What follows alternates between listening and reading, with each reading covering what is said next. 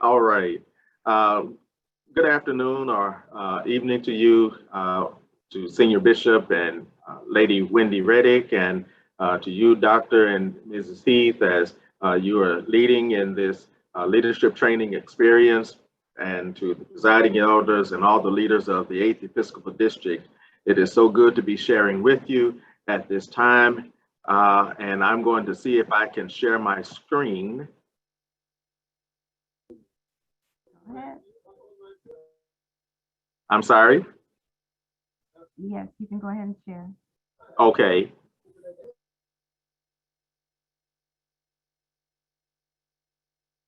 All right, you all can see that? Yes, sir. Okay, great, wonderful, wonderful. All right. All right. So this is a strategic plan overview of the plan for the Christian Methodist Episcopal Church. And it has been prepared for the 8th Episcopal District for the leadership experience on today. I'm pleased to provide an overview of this strategic plan.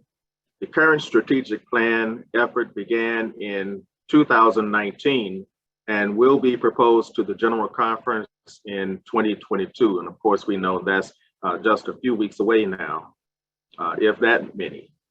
There is much work underway as we prepare for the General Conference.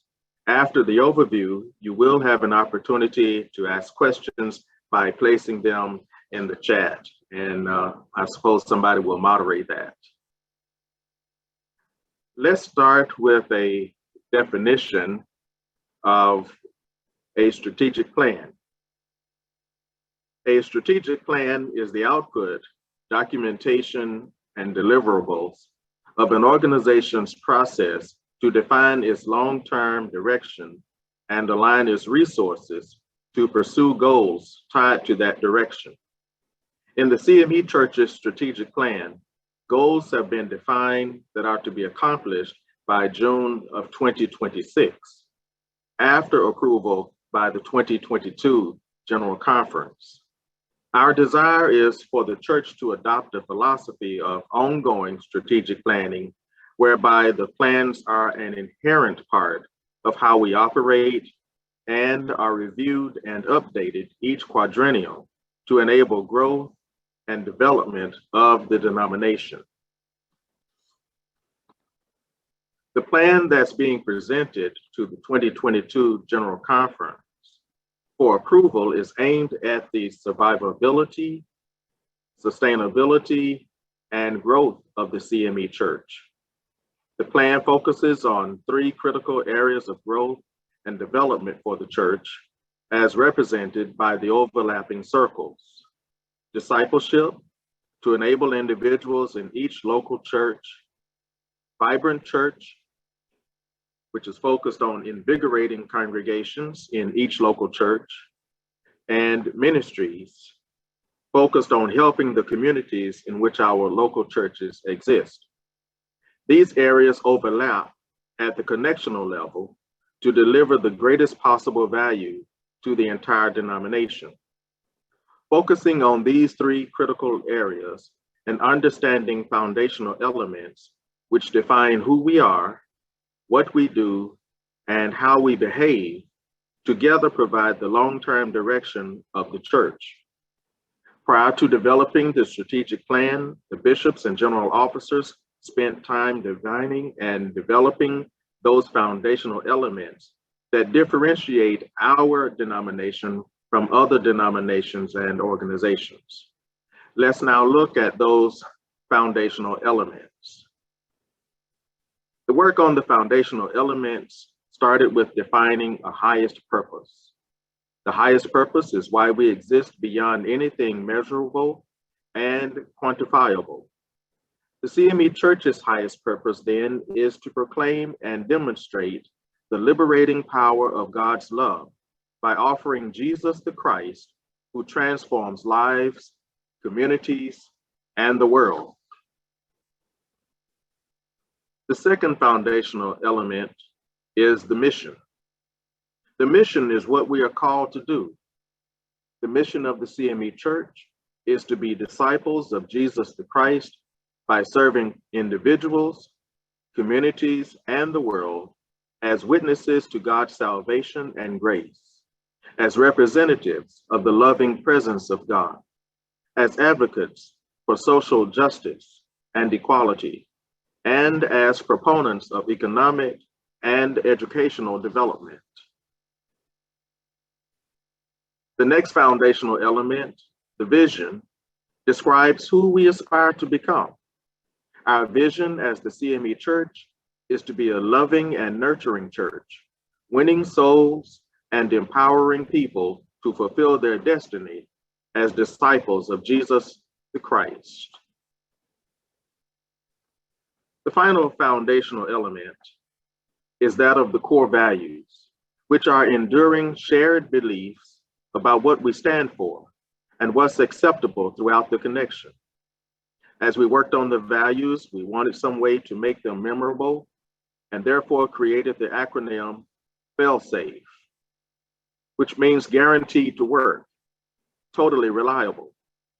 If we can aspire to behave as these values define, we can realize our vision of having a culture that is loving and nurturing and contributes to the fulfillment of our mission of being disciples. With the foundational elements being in place, our focus turned to strategic goals and initiatives. The strategic core team is proposing 6 goals that we believe to be strategic to the operation of the CME Church. These goals represent what the core team believes are essential goals to move this church forward. There is other work not included in the strategic plan that will continue to be done. These goals are measurable and all are to be accomplished by June of 2026. Each goal has at least one strategic initiative associated with it and co-owners consisting of one bishop and one general officer assigned to each strategic initiative. The strategic initiatives enable us to reach the strategic goals. And we'll now review those goals, initiatives, and co-owners for each goal. The first goal is to deliver and promote a spiritual discipleship ministry in which 100% of our local churches will be active participants. The strategic initiative aligned with this goal is to develop and pilot discipleship programs designed for children, youth, and adults. Dr. Carmichael Crutchfield and Bishop Teresa Jefferson Snorton are the co-owners of Strategic Initiative 1. The second goal is to dramatically increase our impact internationally, as evidenced by the number of focused missions and partnerships and the number of operationally sustainable and funded projects. The strategic initiative aligned with this goal is to establish a clearly defined structure to consistently support and manage CME mission work. Bishop James Walker and Dr. Panay Woods are the co-owners of Strategic Initiative 2. The third goal is to increase the overall healthy church profile throughout the denomination by creating a vibrant church initiative with at least 80% of local pastors and churches, deploying vibrant church standards, and planting new churches. The strategic initiative related to this goal is church growth and is led by Bishop Thomas Brown and Reverend Leon Moore. The deliverable available is a manual that provides guidelines for local churches to adopt vibrant church standards, as well as guidelines for planting new churches. Strategic Initiative 4 is related to this fourth goal. By June 2026, the CME Church will have provided programmatic resources and ideas to enable local churches to identify new sources of revenue. For example, online giving, grant writing, governmental programs, etc., aimed at increasing funds for local ministries by 10% annually, beginning not later than 2022. This goal is supported by the Stewardship Empowerment Initiative, as is Goal 5 on the next chart. The fifth goal is that by June of 2026, the CME Church will have leveraged external funding sources like partnerships, grants, and governmental programs to generate an additional 10% of annual funding at the connectional level, beginning not later than 2022.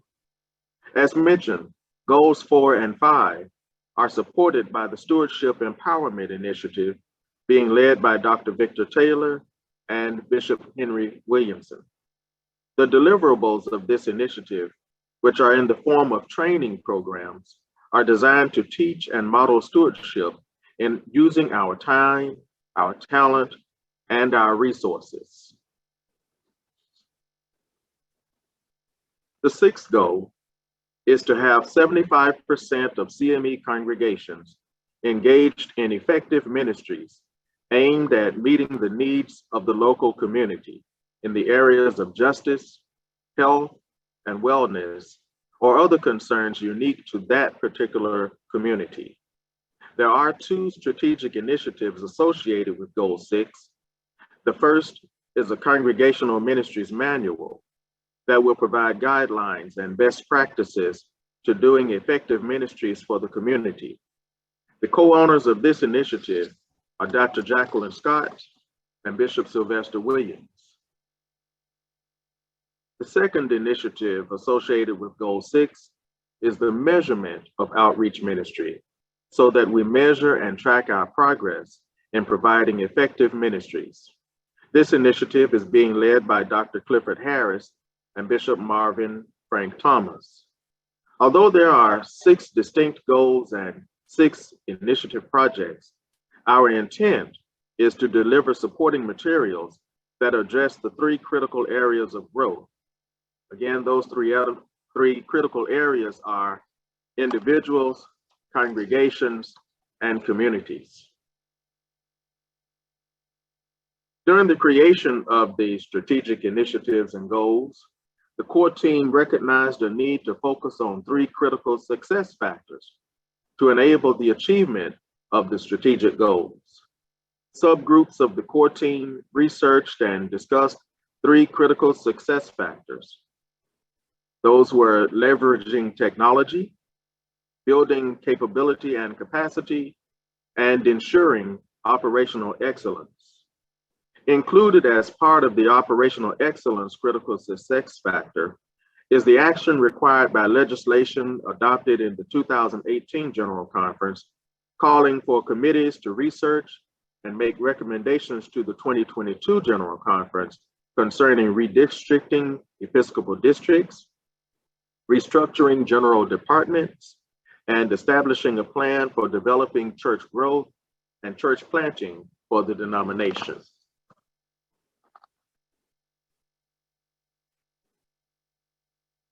The information you have seen regarding the strategic plan has been developed with representation from throughout the connection. The core planning team consists of all bishops, general officers, members of the Commission on Life and Witness, the president of CIT, and the president dean of Phillips School of Theology. This core planning team is organized in sub-teams that focus on the 3 critical areas of growth and development. Those areas are discipleship and missions for individuals, evangelism and stewardship for congregations, and ministry for communities. Over the past 2 years, the core team has met every 30 to 60 days as a full team to review progress and to provide guidance. In between these meetings, much work has occurred to prepare for the presentation of the strategic plan to the General Conference. Now that you've seen the proposed strategic plan, we would like to try to address any questions you may have. And so we're going to ask that you would place your questions in the chat box. And again, I don't know who's going to moderate those, but we'll ask for a moderator. And I know that when we've done these in the past, there have been some questions that have come up that weren't in the chat box. So we'll ask Dr. Heath to perhaps help us with that.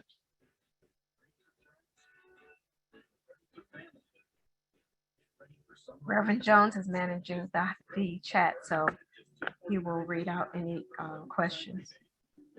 Dr. Spragin, at this point, there are no questions in the chat. Okay. Are there any? That's interesting. No questions in the chat. Are there any perhaps observations or concerns as we go forward?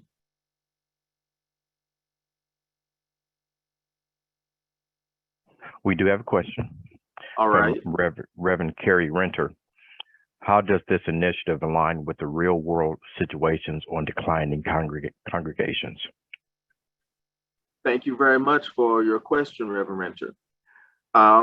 We hope that it will align in the sense of one, doing surveys and taking information from various local churches to see where we might go as a denomination, also as to where we are as a denomination. And again, bear in mind that what we hope will come out of this plan is that individual congregations will have material that they can use to assess where they are in their local communities and then respond again where they are. So that it's not just about who we are or what we're doing as a denomination, but that indeed, as the saying goes, the rubber meets the road, and that will have a lot to do with how local churches implement the plans and use the materials. Thank you, Dr. Spragin. Thank you.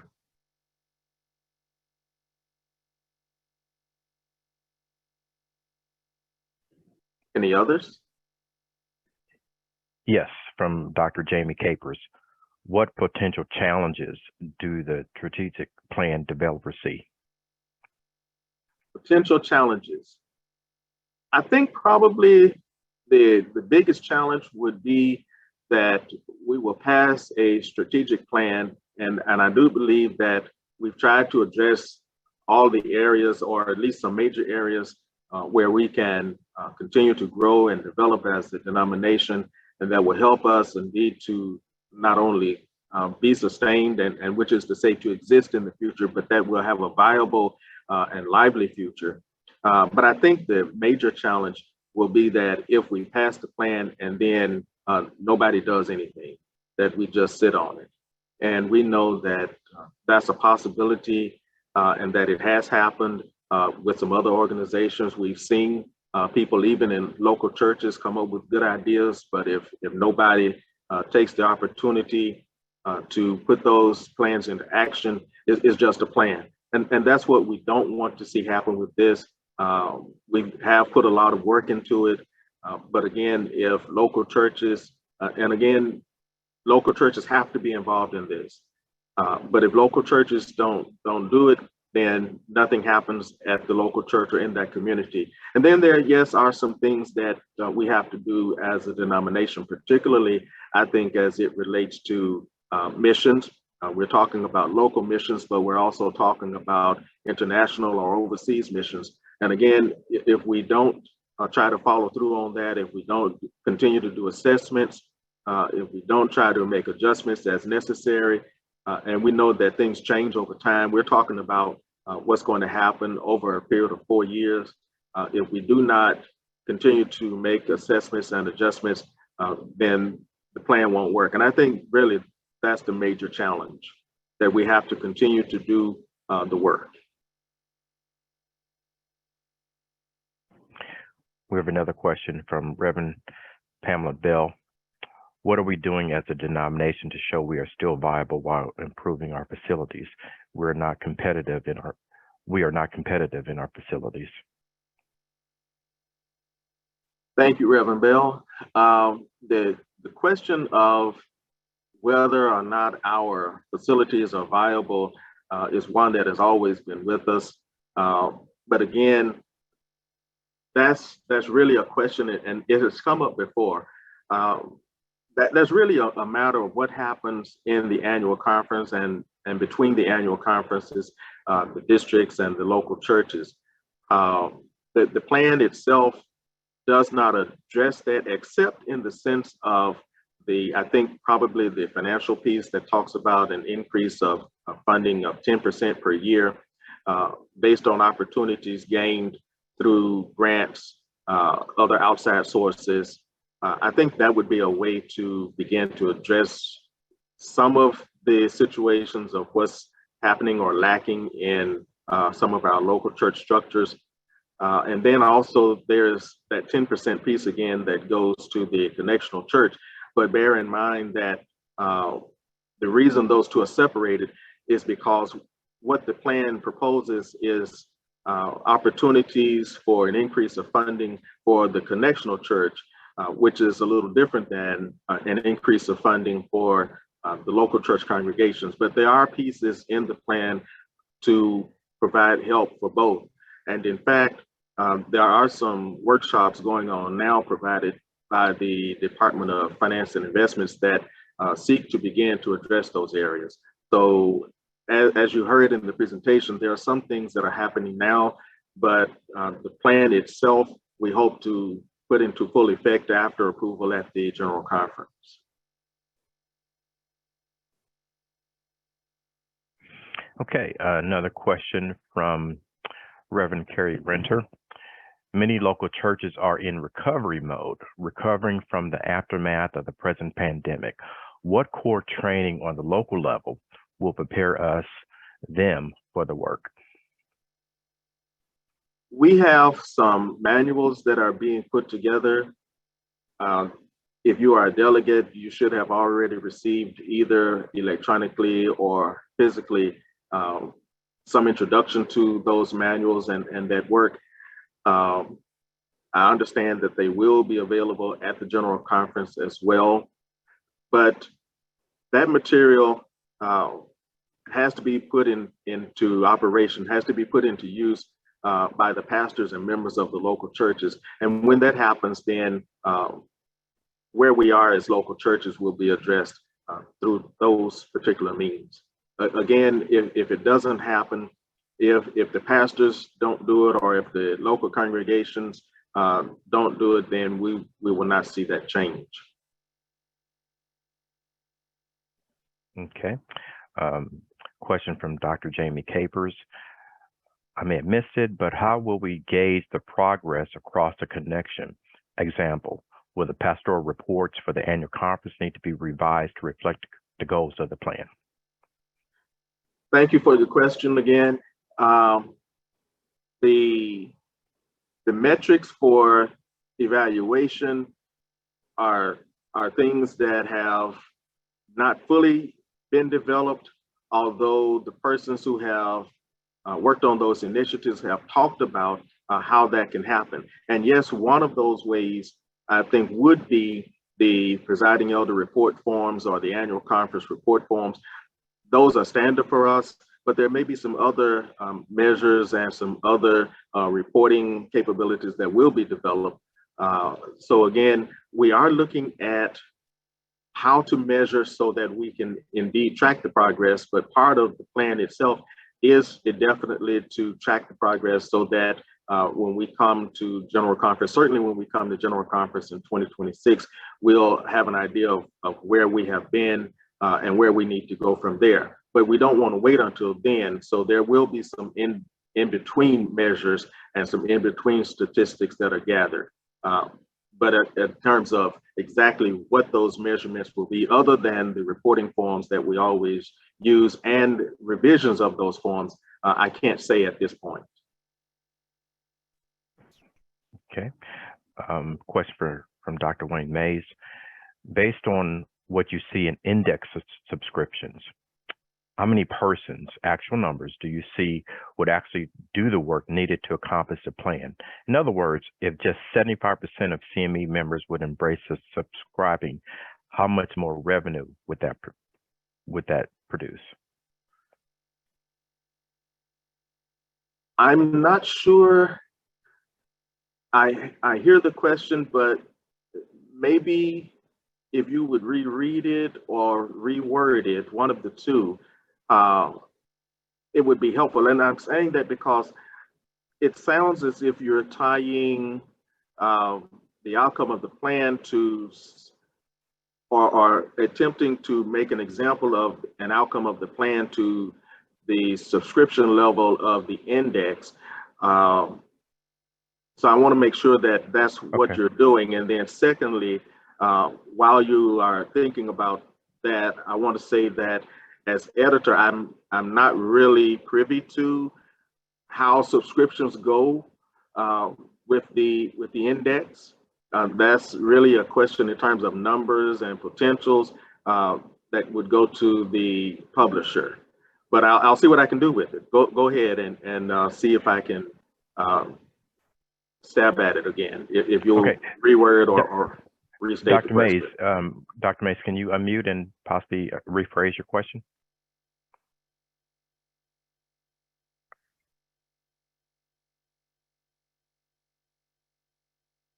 Okay. Okay, maybe he's stepped away. We can maybe Okay. come back to that. We do have a question from Felicia, Reverend Edner. Okay. How is continuity embedded in the process, and will ministries be able to be creative in implementation of the initiatives? Yes. Well, I guess there are two ways of looking at continuity. One of them would be continuity in terms of following the plan, and the other would be continuity in terms of what the churches are already doing. So yes, there is room for continuity in the plan. We don't want churches to reinvent themselves unless that's necessary. And of course, the evaluation for that would come from the local church itself. However, using the materials that are presented or proposed, local churches can continue to do the work. And in fact, in some of our discussions, we have hoped that local churches will simply tie this into what they're doing and further develop it. And again, yes, it can be individualized to the particular local church and their setting. We're not saying that churches have to change everything that they're doing, that, just start over. What we are saying is that, and this is what some of the surveys have said as well, our local churches are doing a lot of things well. We just want to see how can we improve that so that we can be a better church and we can push our sustainability and viability.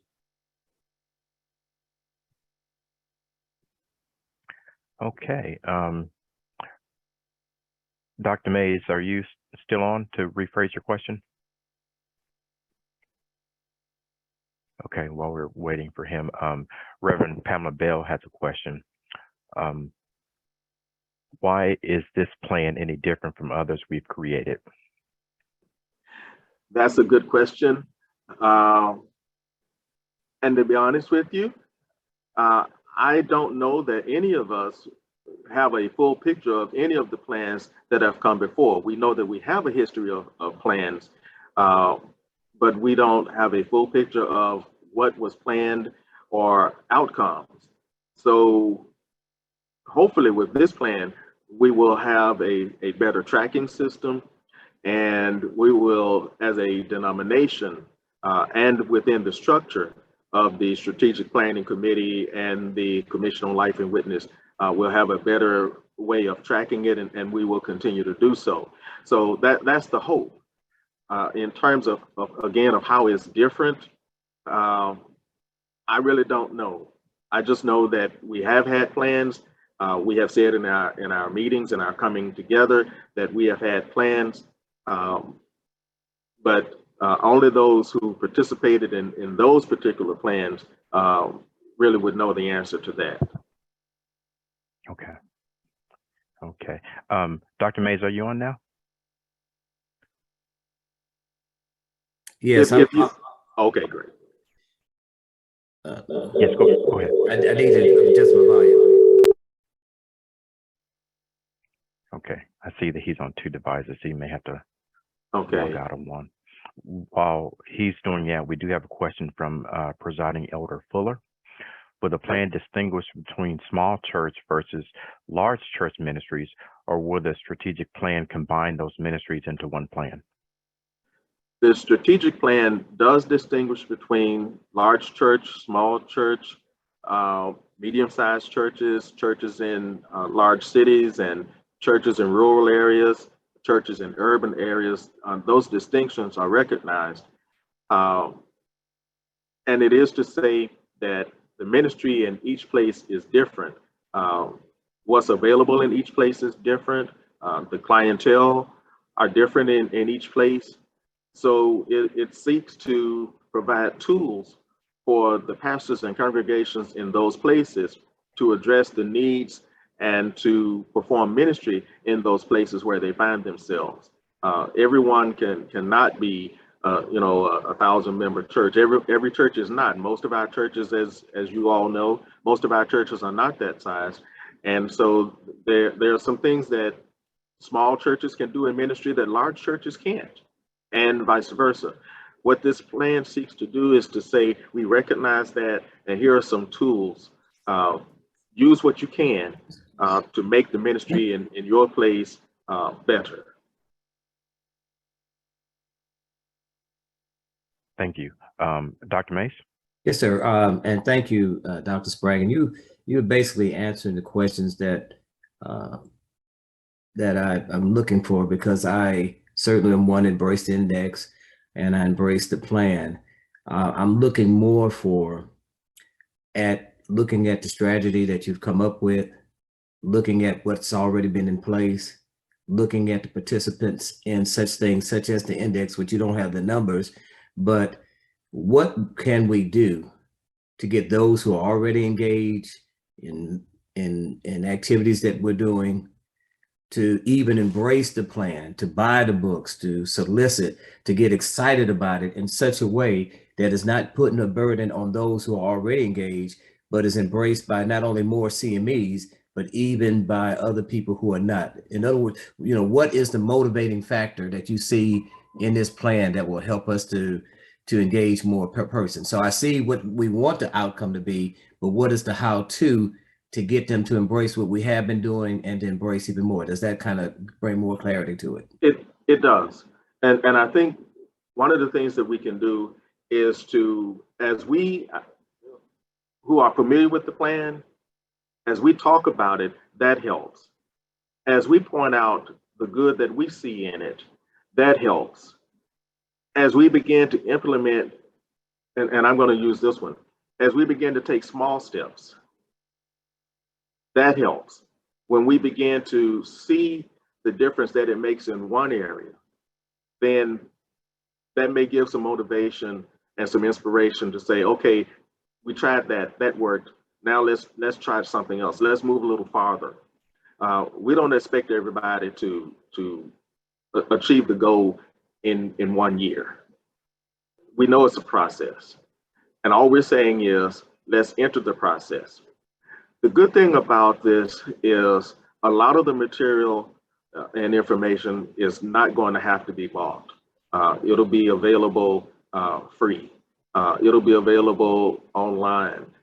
There will be resources that'll be made available. Again, those who are delegates will be getting these resources. If you haven't already, you'll be getting most of the resources, or at least the basics, for free. So, we're trying to get the information out as much as possible. And we're just, we have to encourage people to read it and to use it, to implement it. And I think that will begin to help people to come on board. When one church begins to do it and is able to give that testimony of saying, we tried it and this worked, we tried it and this improved, then that gives incentive to others to do the same. But again, we have to try it, we have to talk about it, and we have to encourage it. And again, we have to make sure that we don't hold cost as a hindrance, because that really, for the most part, I don't believe is going to be a major factor. Another question from Elder Fuller. Will the strategic plan be combined into one unit or one manual/book so that when we look for one of the steps for implementation, we do not have to locate a separate document? Well, that's a good question. And there is an overview, but the overview does not contain the specifics. Those specifics are going to be, and they exist presently in 3 separate manuals, at least 3. There could be 4, but at least 3 separate manuals. And you have those, and those are available to you. The discipleship manual, I think actually there's an overview, and then there's a larger book or manual. That larger book is to be purchased, but the overview or the summary, that's a smaller one. I don't think you're going to have to purchase that one. But other than that, I think the materials are going to be free or at very low cost. And again, if you're a delegate, you should have already gotten these materials. In fact, I understand that even the discipleship manual, some persons got the actual book, and there'll have to be something done about that. Question from Presiding Elder Drexel Mitchell. Does the plan take into consideration helping churches with church consultants, or are we anticipating that the necessary skill set will be automatically be available at the local church level? There isn't anything for consultants. Again, if a church has to have a consultant, we would hope that, again, I'm going to say presiding elders and pastors and district and annual conference officers would be available to help with that. However, the manuals themselves should provide enough help or information so that it doesn't become burdensome or something that cannot be done. If you need a resource person, otherwise, do bear in mind that we do have general officers who are available for workshops, sessions, those kinds of things. There are resources that are available through those manuals as well as the manuals themselves. I don't know that we'll need a lot of other resource persons, but if that is the case, hopefully that will be looked at and worked through that 10% increase in giving or in receipts. And a follow-up from Presiding Elder Mitchell, was a pilot program done in each of these areas? There was a pilot program done with the church growth and vibrant church work. There were some studies done in the other areas as well, and I know that Dr. Crutchfield did some studies in his area. So I suppose the answer to that question would be yes. We're not just coming out of the blind doing this, but there has been some preliminary work done, and that is or should be reflected in those manuals. Okay. Follow-up from, a question from Elder Kane regarding the manuals. What is the issue of having one document that contains the plan? Does not having a single document hinder the plan? Having a single document does not hinder the plan. That's just not how it was done.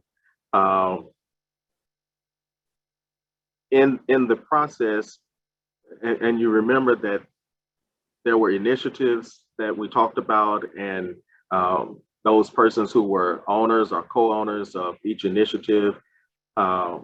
So they each worked on their particular area, which helped.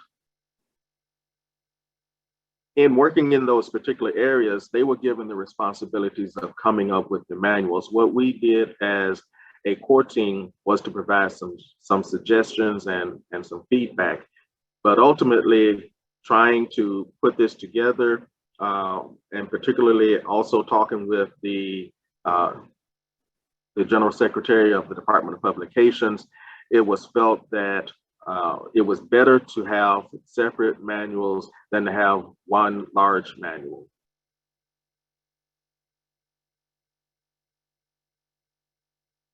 Okay, question from Reverend Pamela Bell. When we consider a lot of the delegates were not from some of the small churches, the smaller churches may need assistance in purchasing the materials. Has that been considered?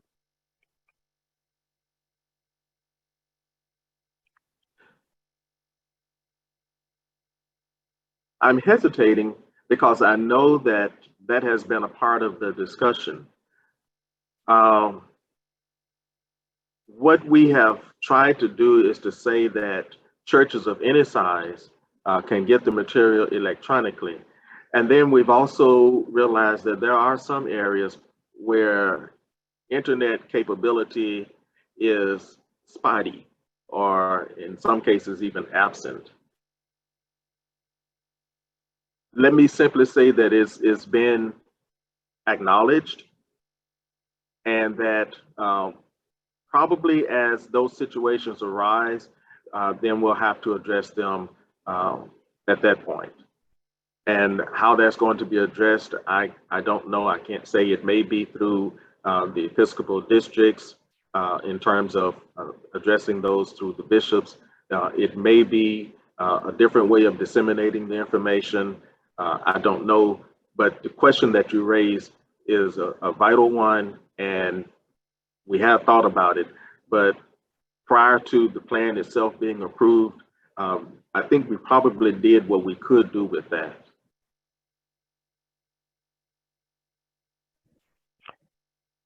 Okay, currently, another question just came in from Dr. Mays.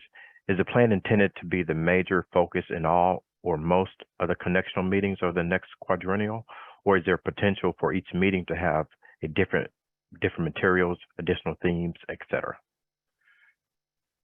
We would hope that meetings on every level and churches would, in some way, at every gathering, say something about the plan, emphasize the plan, but how that's going to be done and how often that's going to be done is not something that we as a core team can say, or even the Commission on Life and Witness, I don't believe, can say, okay, you're going to do this every so often, and you have to do it in every annual conference, every meeting, every district meeting. But I think the idea is that we have to keep it on the table. And how often we do that and how we do it is up to the leadership. I think, we're not trying to tell leadership how to do it, but we're just saying that leadership must do it. Okay, there are no other questions right at this moment in the chat. Oh, as soon as I say that, one just came in from Sue Alexander. Will there be some form of evaluation for the classes and who will teach the classes? Our small church does not have internet and can't afford additional expenses. Please take that under consideration. Again, we are taking that into consideration. In terms of evaluation, the manuals do contain evaluation tools as well as instructions and directions. So when you get the manuals, please do consider those. And again, to say the least, if a local church doesn't have internet and may not be able to afford the books, I think that perhaps something can be done on a district level in terms of having workshops and presentations. The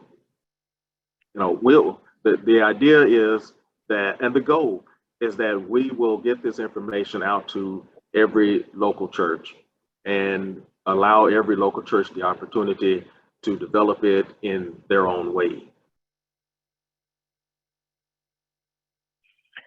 Question from Elder Kane. are there measuring rods in the plan that will gauge progress? There are, and again, we have built those in, and we will continue to measure those as we go through the quadrennium, because the idea is that when we come to the General Conference in 2026, we'll see some things that we've done well. We'll see some areas where we still need to have improvement, and we will make those adjustments. But let me also say that I believe the idea is that there will be some type of strategic planning team that will still be in operation, even if it is just the Commission on Life and Witness. But there will be some evaluation going on even during the quadrennium, so that we're not trying to start over in 2026, but that we'll be building on what we've started.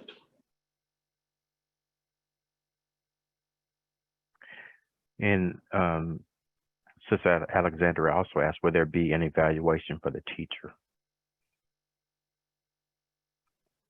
I don't know that there's an evaluation for the teacher that's built in as much as it is an evaluation for the entire plan. However, I don't remember going to too many district or annual conference or connectional workshops in recent years, particularly prior to the pandemic, of course, where there wasn't some kind of evaluation for the teacher. I don't see any problem with that at all. Okay, no questions at the moment. And actually one just came in from Elder Fuller. Will there be train the trainer type of sessions as we did for the Zoom implementation? I think so. I think that would be good. And again, how or when those will be implemented would be dependent on Episcopal and district leadership. But we don't expect to just throw people in the water.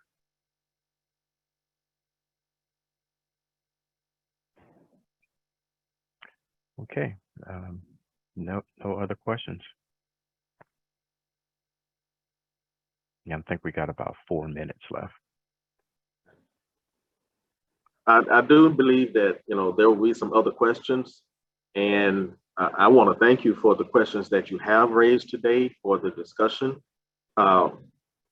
Anytime something new is presented, even if it's building on something old, as someone raised the question earlier, what about previous strategic plans? There will still be questions. We will still have to work through them. We will still have to make adjustments. And if we didn't, then we wouldn't be a lively organization. So thank you for how you have responded on today. Let me give a closing remark other than that. Thank you for the time you've taken to better understand the proposed strategic plan. And our hope is that as a result of our time together, you are now in a position to support and advocate for the plan. And we again hope that if there are other questions, that you will share those.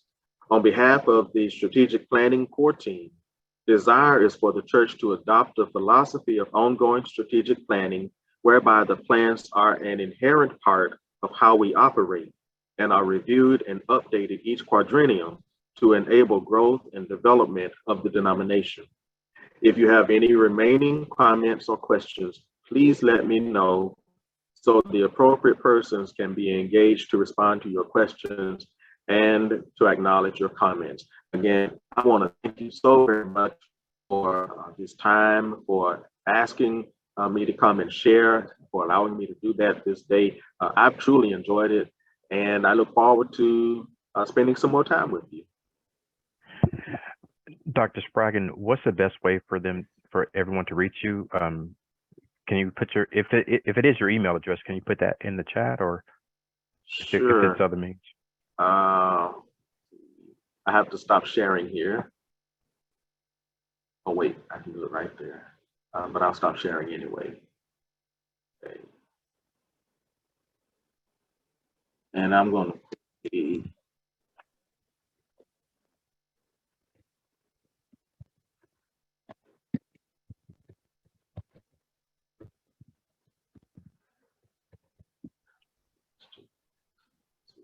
church.org.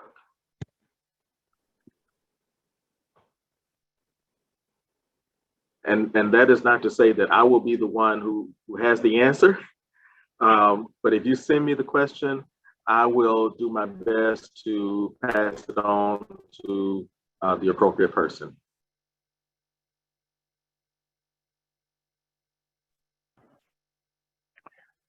All right. Thank you so much, Dr. Spragin.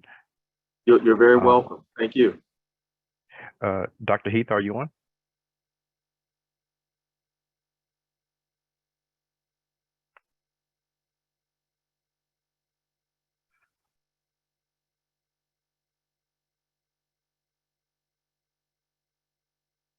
All right, so I guess we are at 4 o'clock.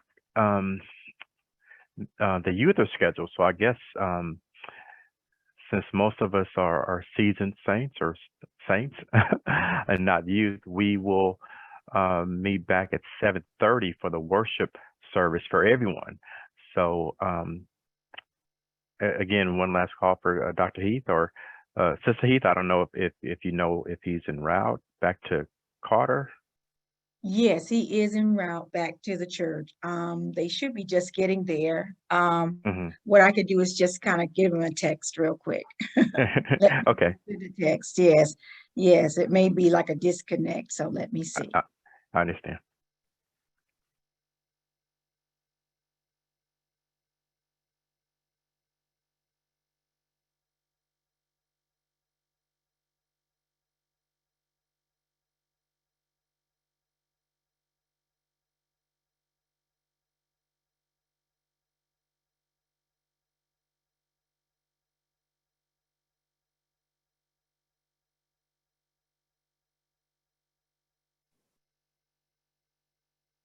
If I can put in a plug for the Christian Index while we are waiting, I would say that you all are having a great Leadership Training Institute, and it would be wonderful for persons to submit articles for the Christian Index. We'll be glad to print those. And we will have a daily index at the General Conference. We look forward to sharing that with you.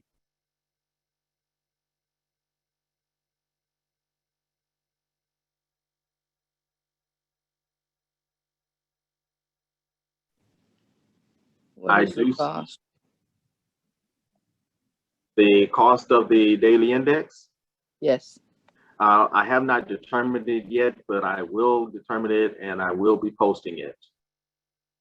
And I do see someone asking about a clear definition of a vibrant church, and that is included in the manual. But let me also say that it's dependent on the local church, which is to say, what does it mean for your particular local church to be vibrant in your particular community? And there are some suggestions as to how to determine that.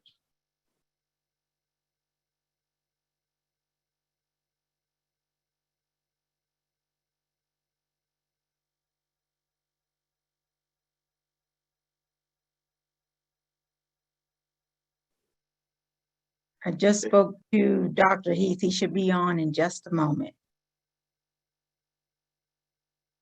Yeah. We're not trying to make cookie cutter churches.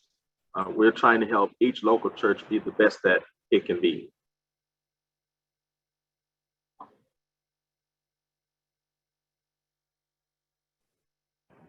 There's a question about the from Reverend Pamela Bell. Will the daily index be available for everyone, delegates and non-delegates? Yes, it'll be available for everyone. We will have a booth or table there, and you can just come by the table and we'll take care of you.